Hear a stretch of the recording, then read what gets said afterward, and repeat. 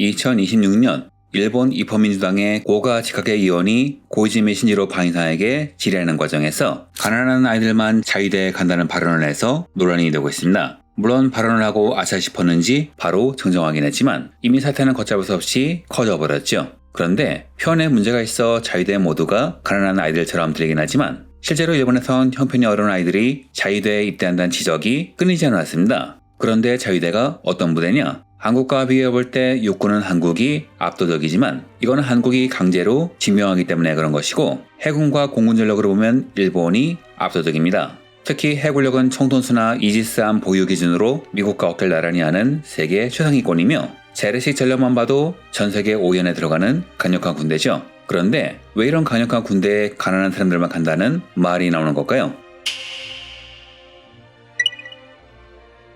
일본은 헌법 구조에 의해서 군대를 가질 수 없고 그렇기에 자위대는 형식적으로 경찰 산하의 치안유지 조직에 불과합니다. 하지만 사실상 군대는 이 영상에선 편의상 군대라고 통칭하겠습니다. 우선 형식적으로는 자위대는 군대가 아닙니다. 일본이 여러가지 세계 경제 트렌드를 놓친 부분이 있어 무너지고 있다는 말이 나오긴 하지만 현재 시점에선 우리보다 경제 규모가 두세 배는 앞서는 나라이며 트렌드를 30년을 넘어 40년간 놓쳤음에도 불구하고 전세계 경제 순위 4위에 달하는 나라죠. 그만큼 강력한 국가이고 그렇기에 군사력도 그만큼 강력합니다. 그런데 이런 일본 군대에 치명적인 약점이 있죠. 이걸 운용할 사람이 부족하다는 겁니다. 현재 일본 정부는 자위대 군사적 지위를 높이기 위해서 중국과 북한과의 대응을 시도하는 한편 반경 능력을 확보한다는 명분하에 장거리 미사일 1000발 도입을 추진하는 등 유례 없는 외적 팽창을 시도하고 있죠. 문제는 이렇게 무기체계는 발전하고 있는데 이 체계를 운용할 사람이 없다는 겁니다. 한국은 일반 병사의 평균 연령은 22세,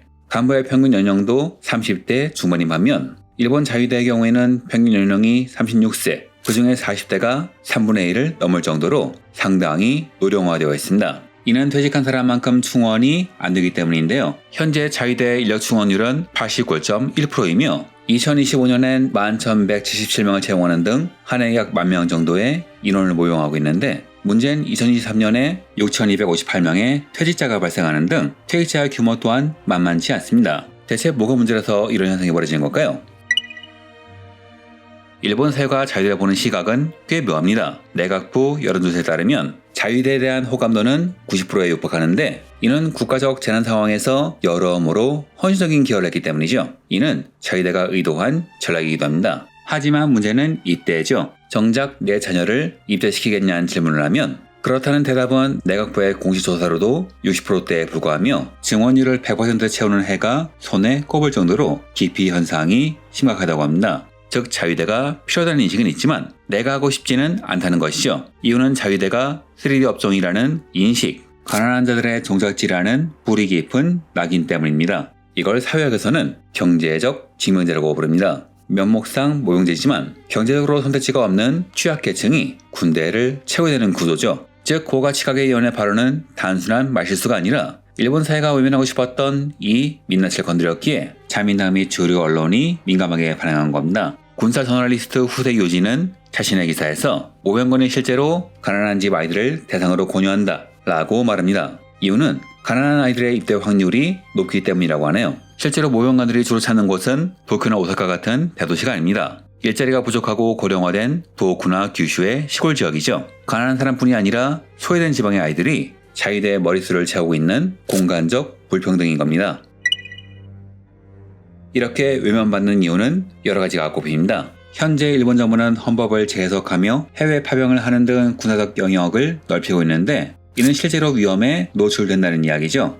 또한 훈련이 힘들기에 위험 부담이 상당히 높은데 그에 반해 급여는 개편전 기준으로 자위관 후보생이 약 13만 3,500엔으로 일본의 평균 고졸 초임 임금인 16만 1,300엔, 대졸 초임 임금 26만엔에 비해 많이 부족합니다. 각종 사회 보장까지 감안해도 편의점이나 패스트푸드점에서 알바하는 것이 더 낫죠. 일본은 고졸도 취업이 되는 나라라고 알려져 있지만 사실은 취업은 될 뿐 처우는 열악합니다. 그래서 대학 진학률은 점점 올라가는 상황이며 지금은 전문학교까지 포함하면 진학률이 80%대에 달하는 상황인데 이러면 고졸, 가난한 아이들 대상으로 모병 모집을 할 때 그 대상 규모가 줄어들지요. 또한 일본은 현재 완전 고용이 이루어진 상황입니다. 과거엔 일자리가 부족해서 숙식을 해결하기 위해서 입다는 경우가 많았지만 지금같이 완전 고용이 이른 상황에선 물론 일자리의 질적 측면에선 조금은 논란이지만요. 여하튼 어디든 일할 수 있는 상황에서 굳이 힘들고 위험하고 급여가 짠 자위대에 갈 일이 없지요.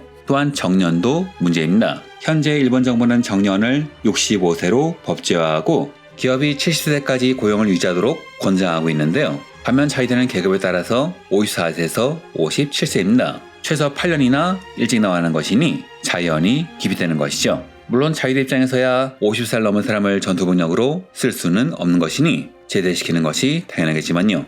또한 전직 자위대원인 고노이 리나가 2020년부터 2021년 8월까지 후쿠시마 현해 부대에서 성폭력을 당했음에도 부대가 묵살했다는 실명 폭로를 했습니다. 자위대는 뒤늦게 이를 인정하고 가해자를 불명예 제대시켰지만 2024년의 판결에서 가해자들이 죄다 집행유예로 풀려나면서 자위대에 대한 인식은 더욱 안 좋아졌지요. 그리고 이것이 여성대원 문제로 직결됩니다. 방위성은 인력난을 해결하기 위해서 여성대원 비율을 현재 9%대에서 2030년까지 12%대로 올리겠다고 했습니다. 그런데 성폭력을 묵살하는 문화가 있는 부대를 그대로 유지하면서 여성대원만 늘린다는 것은 불난집에 휘발유를 부는 격이죠. 또한 이외에도 가혹행위 등 여러가지 문제가 있어 들어오는 사람보다 나가는 사람이 훨씬 많은 상황입니다. 그래서 전투 숙련도가 심각하게 훼손되고 있다고 하죠. 이를 해결하기 위해서 일본 정부는 2018년 입대 상한 연령을 26세에서 32세로 상향했지요. 한국으로 치면 예비군을 신병으로 받는 셈인데요. 그럼에도 평균 연령 36세, 현장 인력은 40대에 육박하는 상황입니다. 이는 신체적 한계에 부딪히는 연령대가 현장에서 허락한다는 의미이기도 하죠. 그리고 이 문제는 앞으로 더 나빠질 수밖에 없습니다. 2030년 즈음이 되면 일본의 18세 인구는 약 20% 정도 줄어든다고 합니다. 지금도 못 채우는 모형풀이 더욱 쪼그라드는 것이죠. 이는 방위성 혼자서 해결할 수 있는 문제가 아닙니다. 그래서 정부도 나섰죠. 다카시 정부는 만성적인 인력난을 타개하기 위해서 75년 만에 봉급체계를 전면 개편하기로 했습니다. 이로 인해 후보생은 11,500엔 인상된 17만 9천엔, 이등병은 14,900엔 인상된 22만 4,600엔인데 정책 현지 반응은 편의전 시급은 이겼단 반응입니다. 2025년 기존 초봉이 고졸 18만원에 대졸 21만원이니 이에 맞춰서 주도한 것이겠죠. 다만 현재 구직난을 겪는 일본 중소기업들도 임금을 올리는 상황이므로 급여 인상의 효과는 오래가지 않을 듯 합니다. 그런데 왜 이렇게 올라가는 폭이 적은 걸까요? 가장 큰 요인은 일본 정부가 인적 자원이 아니라 장비에만 투자하기 때문입니다. 이유는 여러 가지인데요. 우선 사람이 없으니 기술로 때우겠다는 계산이 있지요. 장거리 미사일, 무인 드론, AI 기반 감시체제를 대거 도입하는 것은 전투원 한 명이 감당해야 하는 방위 면적을 기술로 메우겠다는 전략이기도 하지요. 또한 미국과의 동맹 유지 비용이 있습니다. 2022년 방위산문서 개정 이후 일본이 구매하는 무기 중 상당수는 미국산 F-35, 토마호크 같은 첨단 무기입니다. 인도태평양 전략에서 미국이 일본의 역할을 요구할 때 가장 확실하게 동맹을 공고할 수 있는 수단이 미국산 무기를 구매하는 것이죠. 마지막으로 일본 국내 방산 기반 유지에 문제가 있습니다. 일본 방위산업은 수출이 제한되어 있어 자위대라는 단일 소비자에 의존합니다. 이런 상황에서 정부가 만약 발주를 끊으면 미쓰비시 중공업이나 가와사키 중공업 같은 핵심 방산 기업의 생산 라인이 무너지죠. 즉 무기 구매 증액은 안보 기반을 지키기 위한 보조금의 성격도 강한 겁니다. 이러고 남은 돈으로 자위대에 초결정하니 인력에 대한 대우는 열악한 것이죠.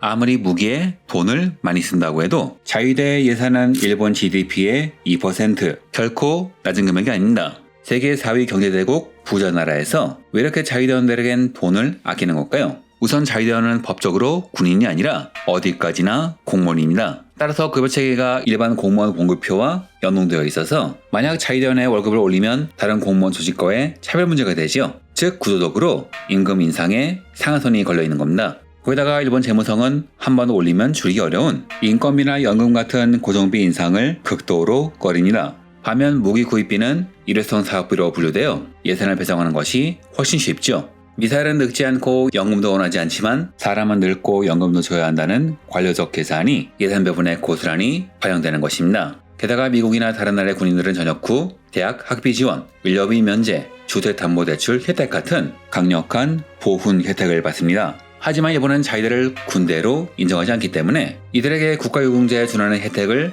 주는 것이 어렵습니다. 헌법 구조와 충돌하기 때문이죠. 즉 사실상 군대지만 형식은 경찰 공무원인 것이 자위대의 한계에 맞는 겁니다. 일본은 방위비를 GDP 2%로 증액하면서 나토 기준을 인용한다고 하지만 나토 국가들이 방위비의 30% 40% 이상을 인건비와 복지에 쓰는 반면 일본은 예산을 늘리면서 인건비 비중은 오히려 떨어뜨렸습니다. 겉으론 서구 기준을 따른다고 하지만 속은 전혀 다른 방향으로 가는 것이죠. 어찌 보면 사람은 포기하고 무장만 서구 기준을 따른다고 볼 수 있겠네요. 그래서 지금의 일본 상황은 한국보다 훨씬 열악합니다. 진면제인 한국군의 병장 월급이 2025년 기준 약 150만원 정도로 인상되면서 모병제임에도 자위대 이등병 월급이 한화 약 120만원에서 140만원 정도로 오히려 낮지요. 그리고 일본 정부가 이런 현실에서 눈을 돌리고 있는 동안에 자위대는 노인 부대가 되어버린 겁니다. 그리고 이 상황이 얼마나 절박해졌는지는 일본 내부에서 진면제 도입론이 조금씩 수면 위에 올라온 데서 드러나고 있습니다. 처음엔 자민당의 일부 강경파에서 거론하기 시작했는데 정작 젊은 층의 반응은 극도로 부정적이죠. 장비는 전쟁을 준비하는데 사람은 거부하는 그 긴장이 점점 커지는 겁니다. 이를 해결하기 위해서는 그들의 지위에 맞는 현실적인 대우를 해줘야 하지만 제가 누누이 말씀드렸듯 일본은 저력이 있는 국가지만 안정만을 추구하는 관료와 보신만 추구하는 세습된 무능한 정치가가 발목을 잡는 나라. 게다가 방위산업의 이권이 이들과 깊이 엮였다는 것을 감안하면 70년 만에 조금씩 바뀌는 것도 어찌 보면 기적에 가깝죠. 그럼에도 여러가지 이권, 현실과 충돌하기에 가난한 사람만 가는 군대를 말을 듣고도 개선책을 내기는커녕 자위대 회원들에게 마음의 상처가 된다는 말밖엔 못하는 거죠. 무기에는 아낌없이 돈을 쓰면서 인간에 대한 투자를 아끼는 군대. 무기는 최고급이지만 사람에게는 짜디짠 군대. 이것이 현재 일본 자위대가 맞이하게 된 가장 치명적인 현실이란 말과 함께 영상을 마치겠습니다.